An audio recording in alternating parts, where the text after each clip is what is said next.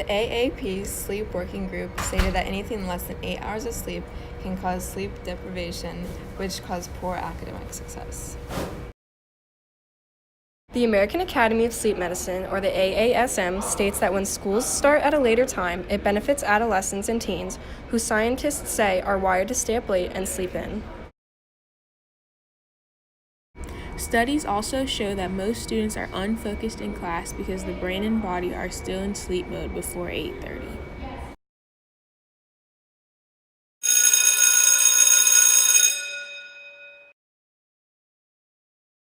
In addition to studies showing the medical side of sleeping in, Centers for Disease Control and Prevention states that if your children are able to wake up later, they may be more alert and focused during the school day.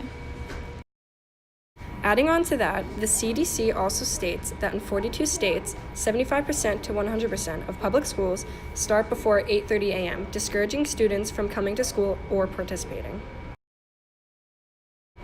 A study showed that the average graduation rate went from 79% to 88%, and the average attendance rate went from 90% to 94% when they delayed the starting time for school as well.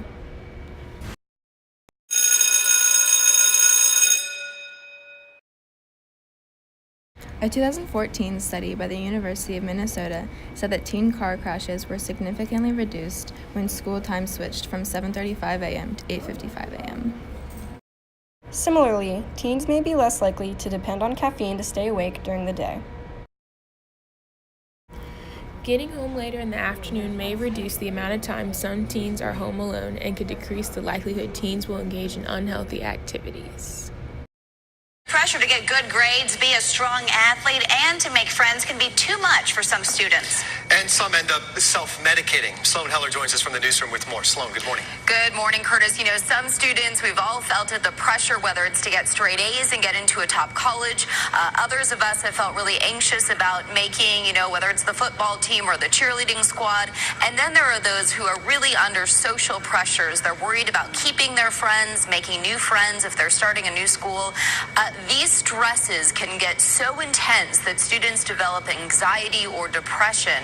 And I talked to a psychologist based in Prairie Village. She deals with preteens, teens, and college students.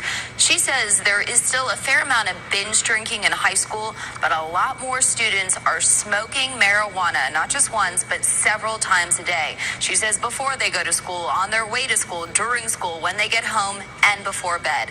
She sees some students get caught in such a bad cycle, they end up dropping out of school.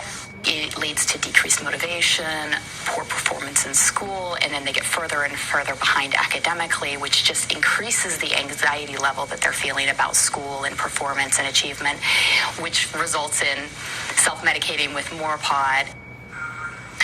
Now, we asked if pharmaceutical drugs are still kind of a popular thing that this psychologist is seeing. She said a little bit, but she said this kind of casual use of marijuana is much more common these days. We're in the newsroom this morning. Sloan Heller, NBC Action News.